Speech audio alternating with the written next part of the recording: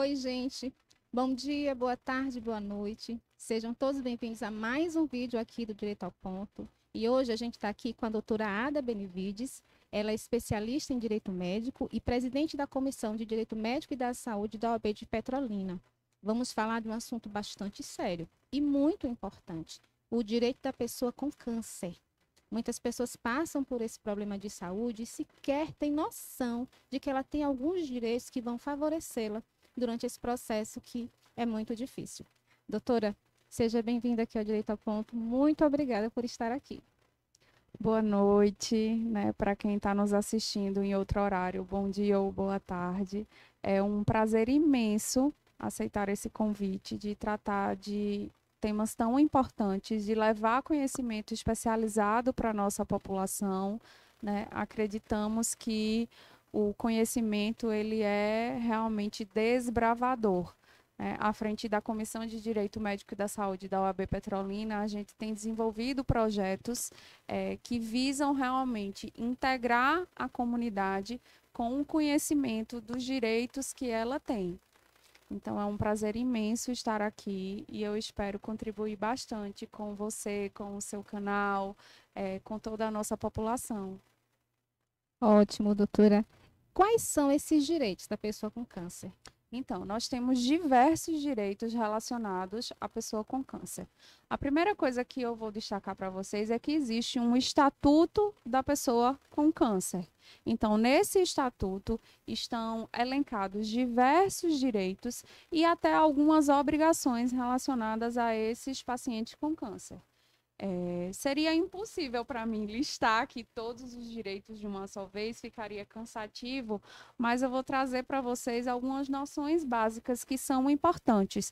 Então, aquele paciente tem direito de diagnóstico num tempo efetivo, tem o direito de tratamento, um tratamento que seja realmente o melhor tratamento, com o menor dano possível para aquele paciente. Então, é preciso que tenha esse olhar da assistência integral para a pessoa que tem câncer.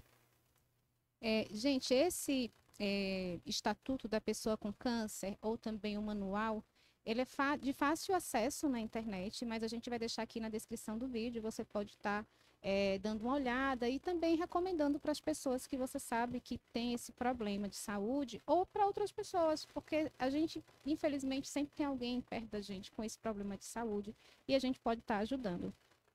Doutora, esses direitos, eles independem do tipo de câncer, porque assim, às vezes tem um tipo de câncer que é mais agressivo que outro, provoca danos mais sérios, né, que outros.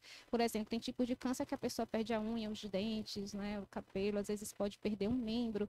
Então, esses direitos, eles são para a pessoa que está com qualquer tipo de câncer.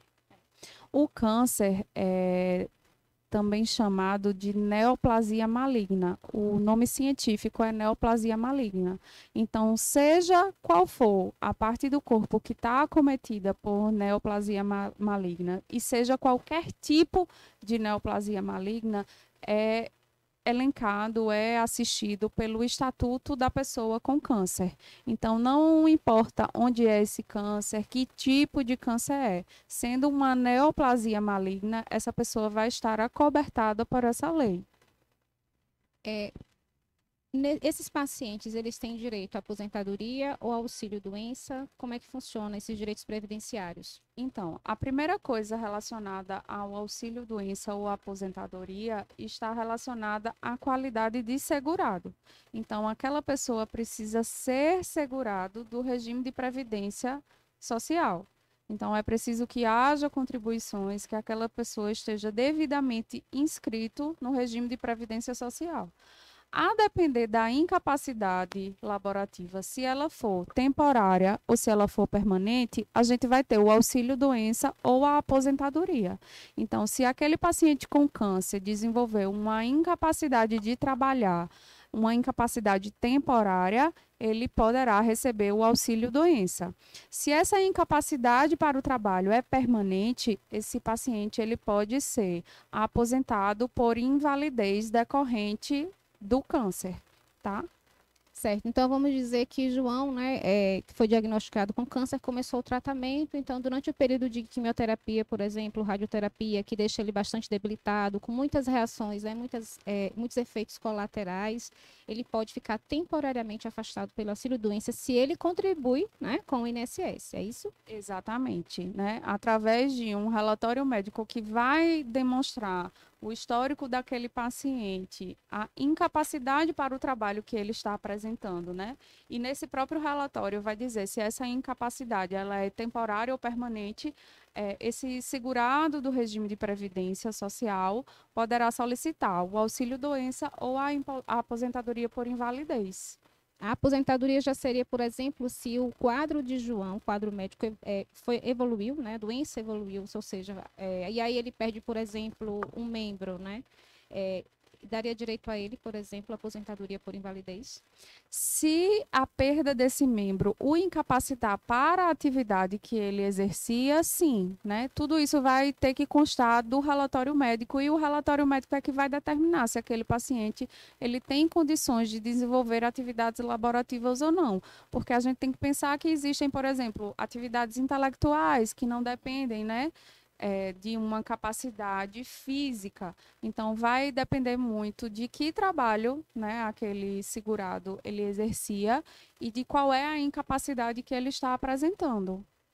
Entendi. Em relação ao LOAS, né? Porque vamos imaginar que Pedro, né, também está acometido, né, um paciente oncológico, ele não contribuiu, não está trabalhando, enfim, ele não tem direito a receber o BPC, que é mais conhecido como LOAS. Ele tem ou não esse direito de receber o Então, BPC? o BPC, também chamado de LOAS, né, é um benefício assistencial, ele não é um benefício previdenciário. Então, o BPC, ele pode ser recebido por pessoas que não tenham nenhuma contribuição previdenciária, tá? Mas para isso existem alguns requisitos. Então, o BPC protege idosos ou pessoas que estejam com alguma deficiência. Então, se aquele paciente desenvolveu uma deficiência decorrente do tratamento do câncer, ou se é um paciente idoso, e junto a isso tem um outro requisito, que é o requisito da renda familiar. É preciso que a renda per capita, ou seja, a renda por pessoa daquela unidade familiar, seja de até um quarto do salário mínimo, exatamente por ser um benefício assistencial que visa proteger pessoas que não têm como se manter. Então, somados esses requisitos, né, de ser idoso ou deficiente e ainda ter a questão da renda familiar, a renda per capita ser de até um quarto do salário mínimo, esse paciente com câncer pode solicitar o recebimento do BPC. Ou seja, além de estar com câncer, ele também é considerado vulnerável, né? Isso socialmente falando. E aí ele tem direito a essa assistência. Exatamente. E esse benefício, ele está ligado não à questão da pessoa ter câncer ou não, e sim da pessoa ser idosa ou ter alguma deficiência que pode ter sido ocasionada pelo tratamento ou pela própria doença. Compreendido. O fundo de garantia, gente, o saque do fundo de garantia é um desses direitos para o paciente com câncer. Doutora, esse saque, como é que ele é feito? Quantas vezes ele pode ser feito? Não existe um limite de vezes que esse saque pode ser realizado. Havendo saldo na conta do FGTS, o titular daquela conta ele pode fazer o saque, tá?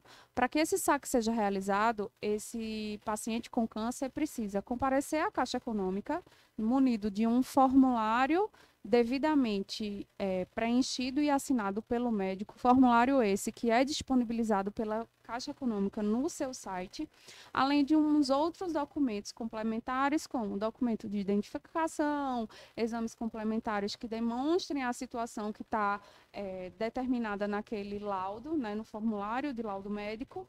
E aí ele pode efetuar quantas vezes for necessário e quantas vezes ele desejar esse saque. Havendo saldo, é possível realizar o saque. O saque é realizado em qualquer agência da Caixa Econômica Federal. E se esse paciente ele tiver impossibilitado, né? acabou de fazer, por exemplo, uma sessão de quimioterapia, está bastante debilitado, está com mal-estar em consequência dos colaterais, quem pode fazer no lugar dele esse Então, saque? se esse paciente ele tem condições de responder por si, ele pode dar uma procuração pública, né? Lembrando que os bancos só aceitam procurações públicas, uma procuração pública específica para uma pessoa realizar o saque em seu nome, tá? Mas se aquele paciente, por alguma complicação da doença ou por alguma decorrência do tratamento, ele não consegue mais responder por si, vai precisar haver uma interdição e a pessoa que tiver a curatela daquele paciente, o que é curatela? É a pessoa que vai responder por aquela pessoa que foi interditada. Se tiver esse documento que se chama curatela, aí essa pessoa que é o curador pode comparecer na agência da Caixa para realizar o saque. Na justiça, que a gente sabe, por exemplo, que o Estatuto dos Idosos dá aos idosos a prioridade no atendimento judiciário, né? As pessoas com câncer, ela também tem alguma prioridade na justiça? Sim, o Estatuto da Pessoa com Câncer prevê a prioridade, seja em processos administrativos ou judiciais. Então, em qualquer órgão público que aquele paciente com câncer vá dar entrada em um processo administrativo, ele vai ter prioridade no andamento e julgamento daquele processo e nos processos judiciais também, tá? Essa prioridade, ela vai ser comprovada através de um relatório médico que conste o histórico daquele paciente, né, que aquele paciente foi diagnosticado com a neoplasia maligna e com esse relatório médico, essa pessoa vai estar apta a comprovar e solicitar essa prioridade. Excelente. Existe uma lei conhecida como a Lei dos 60 dias. Doutora, explica para a gente o que direitos essa lei dá ao paciente com câncer. É muito importante que os pacientes com câncer saibam que, diagnosticados, né, a lei prevê que em até 60 dias esse paciente tem o direito de iniciar o tratamento, tá? Mas se esse tratamento é mais urgente do que 60 dias, né? Quem vai dizer o tempo necessário para o início do tratamento é o médico que está assistindo aquele paciente e através de um relatório médico específico e do preenchimento do prontuário único que existe no Sistema Único de Saúde, o médico poderá prescrever o tratamento de forma urgente e imediata. Então, esse paciente pode ter o direito até de iniciar o tratamento em menos tempo. Em menos tempo e com qualidade, né? Sem Exatamente. comprometer a qualidade do Sem tratamento. comprometer a qualidade do tratamento. Tem que ser o tratamento que foi prescrito pelo médico. Pelo médico. Eu fiz essa colocação porque o filho de uma amiga faleceu e ele ficou, né, fora da sala recomendada pelo médico, recebendo outro tipo de medicação, na fila, aguardando a sua vez, né? Infelizmente ele veio a óbito e, assim, não se pode, por exemplo, responsabilizar, né, o hospital ou, enfim, esse atendimento que foi dado a ele por ele ter vindo a óbito. Ele poderia vir a óbito mesmo recebendo o tratamento prescrito pelo médico. Mas aí eu trouxe essa situação para a gente observar, gente, como é importante a gente conhecer o nosso direito, saber o direito que me cabe, né? E fazer valer esse direito, principalmente diante de situações como essa que eu acabei de falar, né? Que viola o direito do paciente com câncer, né? Um direito, gente, importantíssimo, né? Uma questão de vida. Doutora, é permitida o transporte, permitido não. Existe algum direito em relação ao transporte gratuito para os pacientes com câncer? Então, essa regulamentação do transporte, da isenção de tarifas para o transporte público, ela vai variar de estado e município. Então, se o transporte é municipal, o município é que vai ter que ter uma lei determinando se há essa isenção e em que casos há essa isenção. Se a gente tem o transporte intermunicipal, a gente vai ter que o estado referente àqueles municípios é que determinará se haverá isenção ou não, tá? A exemplo disso, em Petrolina, né, há uma lei municipal que prevê a isenção para pacientes com câncer, desde que eles estejam em tratamento de radioterapia ou quimioterapia. Então, a lei municipal, ela prevê essa isenção e já considera que o beneficiário dessa isenção é o paciente com câncer que esteja em tratamento de quimioterapia ou radioterapia. Existe alguma estabilidade prevista em lei para a pessoa com câncer no trabalho? Então, não existe nenhum regramento legal que preveja uma estabilidade do trabalho para uma doença que não seja ligada à atividade ocupacional. Tá, o que é isso? Se a patologia, a doença que eu tenho, não foi causada pelo trabalho, não há estabilidade para ela, tá? Mas isso não quer dizer que aquele paciente que foi diagnosticado com câncer e venha a ser demitido por um ato discriminatório da empresa, ele vai ficar desassistido. Havendo a comprovação de que essa dispensa do trabalho foi discriminatória por conta do diagnóstico do câncer, por conta do tratamento que aquele paciente vem enfrentando, ele pode levar essa questão ao judiciário e ter essa demissão revertida. Ele pode ser reintegrado ao trabalho e, inclusive, a empresa pode ser condenada a pagar os salários desse período entre a demissão e a reintegração, né? Além disso, a gente tem a questão de que se houve essa dispensa discriminatória, esse trabalhador ele pode também ser indenizado moralmente, porque a gente não sabe como essa discriminação ocorreu. Então, se essa discriminação foi de uma forma que o expôs a sua moral, expôs a sua imagem, ele pode também ser indenizado moralmente por conta dessa discriminação. Então, expôs a sua imagem, trouxe constrangimentos à pessoa, aborrecimentos e foi demitido em virtude, em razão da doença, por estar com câncer. Ele pode entrar com ação para ser reintegrado e também entrar com ação de reparação por danos morais, né? É muito importante que todas as pessoas que estão nos assistindo entendam que o direito, ele depende de prova. Não existe direito sem prova. Então, houve a dispensa discriminatória e eu não consigo comprovar que ela existiu, é bem provável que eu não consiga judicialmente que essa demissão seja revertida e que seja reintegrado, tá? Então, é muito importante que as pessoas se acobertem de documentação, que registrem todas as conversas, né? Hoje a gente tem o WhatsApp que provém um registro muito efetivo. Ah, mas print de WhatsApp é suficiente para provar? Não. Mas havendo aquela conversa, você pode transformar aquela conversa numa ata notarial, que é um documento que tem a habilidade de comprovar que aquela conversa existiu. Então, é muito importante que as pessoas comecem a pensar de forma a se documentar de tudo na vida, especialmente de questões relacionadas a problemas tão sérios e tão importantes na vida dessa pessoa. Olha só, gente, que dica valiosa da doutora, né? Então, é importante estar munido de prova para você mover uma ação judicial contra, né, a empresa, né, contra o empregador que demitiu a pessoa com câncer com discriminação.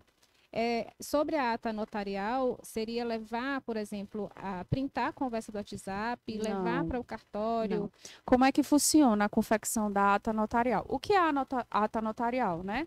É um documento que é emitido pelo tabelião e aí você precisa que o tabelião veja o telefone, analise a conversa e ele vai registrar que entre aqueles dois números há um registro daqueles áudios ou daquelas mensagens escritas, tá? Então não basta printar, o print não é prova. É preciso que você guarde a conversa no aparelho que ela existiu e leve esse aparelho para o cartório e aí você vai dizer, olha, eu quero fazer uma ata notarial de uma conversa de WhatsApp. O cartório vai te orientar como é que você precisa proceder, mas de antemão o print ele não é suficiente para que aquele cartório registre que houve aquela conversa. Ou seja, o tabelião precisa ver a conversa na íntegra, por isso a importância de levar o celular. Precisa ver a conversa no aparelho. No aparelho. Isso. Ótimo. E essa dica, gente, serve para outras situações também, né? Que você possa passar e que dá a você o direito, por exemplo, de ajuizar uma ação contra alguém, enfim, uma pessoa ou uma empresa. Doutora, os pacientes com câncer que fazem tratamento fora do domicílio. Quando a gente fala fora do domicílio, é fora, por exemplo, da sua cidade. No interior é comum não haver tratamento para alguns tipos de câncer ou para nenhum tipo de câncer, dependendo do interior que a pessoa mora, então a pessoa precisa ir à capital. Quais são os direitos que essa pessoa ela tem? A gente tem o tratamento fora do domicílio, né? E o que é que esse tratamento pode oferecer para aquele paciente? Primeiro é preciso que o acompanhamento e o tratamento seja realizado pelo SUS, né? Não pode ser um tratamento que venha sendo realizado de forma particular e você vai pedir a intervenção do tratamento fora do domicílio. E esse tratamento, a unidade básica de saúde, né, vai encaminhar para a cidade mais próxima do domicílio e aquele paciente vai ter os custos com transporte e estadia custeados pelo Estado, tá? E aí a gente pensa, mas aquele paciente ele não tem condições de viajar sozinho. Esse paciente vai ter direito às despesas desse acompanhante ou ele vai ter que custear? Havendo a necessidade, o médico vai determinar que aquele paciente não tem condições de viajar para o tratamento sozinho e as despesas do acompanhante com transporte e estadia também serão custeadas. Desde que esteja, né, solicitado pelo médico, ou seja, atestado em laudo médico, essa necessidade. Exatamente. Os casos em que o paciente ele precisa, por exemplo, de um transporte adaptado, é um direito dele ter isenção de impostos na compra desse transporte? Então, na compra de veículos, né, a gente não tem uma previsão legal para pessoas com câncer. A previsão legal de isenção de alguns impostos, ela se dá para pessoas com deficiência. Então, se aquele paciente com câncer acabou por desenvolver alguma deficiência, ele se torna pessoa com deficiência e aí ele vai ter direito a descontos, né? No IPI, no ICMS, no IPVA. Então, é preciso que a gente considere isso, que não é qualquer pessoa que tenha câncer ou que tenha tido câncer. É preciso que essa pessoa seja uma pessoa com deficiência. Em relação ao imposto de renda, existe alguma isenção para esses pacientes? Sim, a previsão legal, né, de que os rendimentos de aposentadoria de pessoas com câncer são isentos de imposto de renda. Mas aquela pessoa que está recebendo auxílio-doença ou aquela pessoa que tem câncer, mas está trabalhando, os rendimentos que não sejam relacionados à aposentadoria, né, de pessoas civis ou de militares, eles são tributados normalmente. A legislação só prevê essa isenção para rendimentos de aposentadoria. Então, somente um aposentado que está cometido, né, por um câncer, que tem direito à isenção, né, do imposto de renda. Estudantes, doutora, né, um estudante, seja ele menor ou já adulto, né, que está passando por esse problema de saúde, ele tem direito, por exemplo, garantido por lei de abono de faltas, atividade domiciliar, ele tem direito a desconto de mensalidade, enfim, qual seria o direito de um estudante? Então, vamos lá, aquele estudante que está acometido, né, pelo câncer e que está impossibilitado de frequentar as aulas, ele vai ter o abono dessas faltas, né? Se for a questão de educação básica, essa educação vai ter que ser fornecida a domicílio ou na unidade hospitalar, tá? É um direito daquela criança ou daquele adolescente da educação básica. Mas quando a gente chega em rede de ensino particular para desconto em mensalidades, não existe previsão legal nenhuma de que as empresas, as escolas, as universidades sejam obrigadas. Muitas escolas ou universidades têm um programa interno que já concedem esses benefícios, mas vai depender da instituição de ensino particular, se ela vai querer conceder ou não. E no caso de um estudante, por exemplo, que tem um familiar, né, com esse problema de saúde e que, assim, demanda tempo e atenção para esse familiar, ele também tem algum direito? Então, com relação à questão de rede de ensino, né, se aquele estudante ele tiver um atestado de acompanhamento, e aí não basta que esse atestado conste o nome dele que ele é acompanhante. É preciso que seja um relatório, né, específico, demonstrando a condição daquele paciente, de que aquele aluno é a pessoa apta para acompanhá-lo, que não tem outra pessoa que realize esse acompanhamento, e por isso há essa impossibilidade do aluno comparecer às aulas. Isso é bem interessante, né? Aconteceu um fato bem próximo a mim, um colega que está com um parente, né, com problema de saúde e, de fato, às vezes demanda realmente, né, esse tempo, né, devotado ao familiar doente. Abuso de plano de saúde. Pacientes que têm plano de saúde, estão com câncer, às vezes têm dificuldade, por exemplo, na realização de exames caros e na repetição desses exames caros, também em relação à medicação, né? Ocorre muita negativa dos planos de saúde nessas situações. Como ele deve agir, doutora? A primeira coisa que os usuários de plano de saúde precisam saber é que eles têm direito a uma negativa por escrito ou uma negativa formalizada, tá? Aquele paciente que solicitou o tratamento e teve o tratamento negado, ele precisa e ele tem direito, uma obrigação dos planos de saúde conceder essa negativa e justificar por que está negando o procedimento.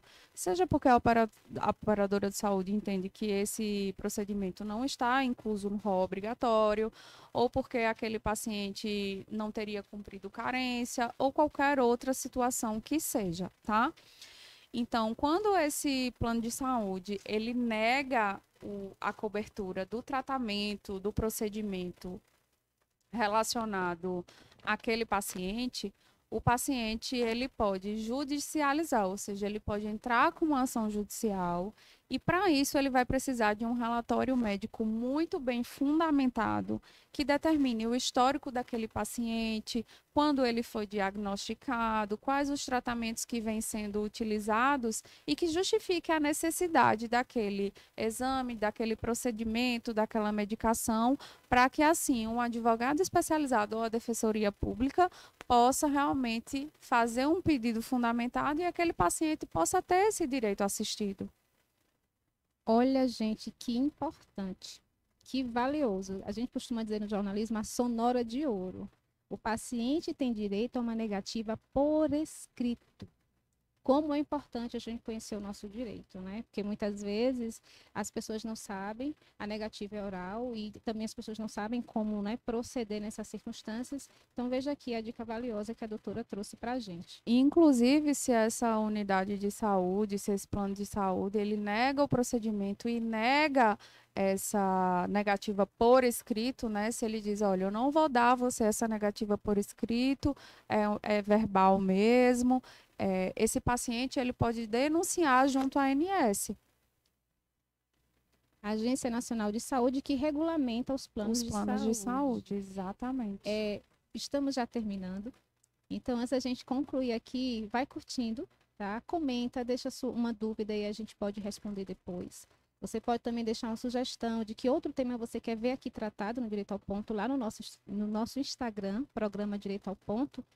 E, doutora, que mensagem a senhora deixa para as pessoas, né, que estão acometidas por esse problema de saúde e que têm negativas por onde passa, né? Onde necessita, por exemplo, de tratamento, enfim. A mensagem que eu sempre deixo nos veículos de comunicação e especialmente hoje, eu quero que as pessoas fixem na mente, procurem os seus direitos, né? As pessoas hoje não sabem os direitos que elas têm, mas muitas vezes por falta de acesso à busca, né?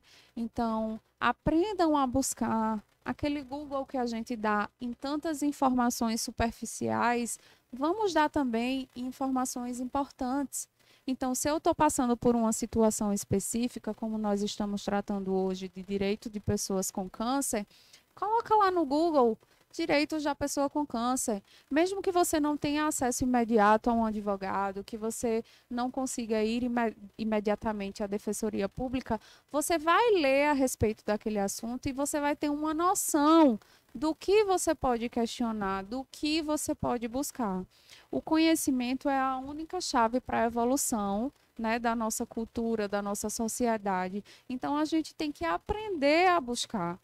É preciso que a gente busque. O judiciário ele só vai assistir o paciente se o paciente buscar um judiciário. Então, busquem o conhecimento, busquem se informar para vocês se documentarem de uma forma legal e proveitosa para que aquilo possa, numa negativa, né, numa situação indesejada, virar objeto de prova para você ter o seu direito assistido. Eu encontro muitos pacientes que têm situações de prejuízo, de desagrado, né, de violação de direitos, mas que não tem provas. Então, imagine que aquele paciente já está esperando há 90 dias um exame ou um tratamento específico, mas ele não tem a comprovação de que ele solicitou. Pegou as guias e deixou lá no sistema de saúde. Pegue as guias, tire xerox e diga, ó, dê um recebido aqui, porque você fica com a comprovação de que aquele benefício, aquele tratamento, aquele direito foi solicitado. Eu queria agradecer imensamente a você essa oportunidade. Eu espero ter contribuído bastante, né, com a nossa comunidade, com o seu programa, para que a gente possa construir realmente relações mais sólidas, baseadas em conhecimento. Eu tenho certeza que quem está assistindo ao Direito ao Ponto e quem vai assistir vai sim aprender bastante e entender o recado que a doutora deixou, né? A justiça só dá conta daquilo que ela sabe e quem vai dar conhecimento a ela é você. Esse assunto não se esgota aqui. Você pode sim, como a doutora falou, pesquisar no Google, gente, e aprender mais para ajudar pessoas, inclusive, né, ali, no seu convívio. Então, peço mais uma vez, curte e compartilha aos 4 cantos do mundo essa mensagem de hoje, porque ela é de fato muito importante, ela pode salvar uma vida. Então, gente, fica com Deus e até o próximo Direito ao Ponto, próxima quarta-feira. Fica com a gente.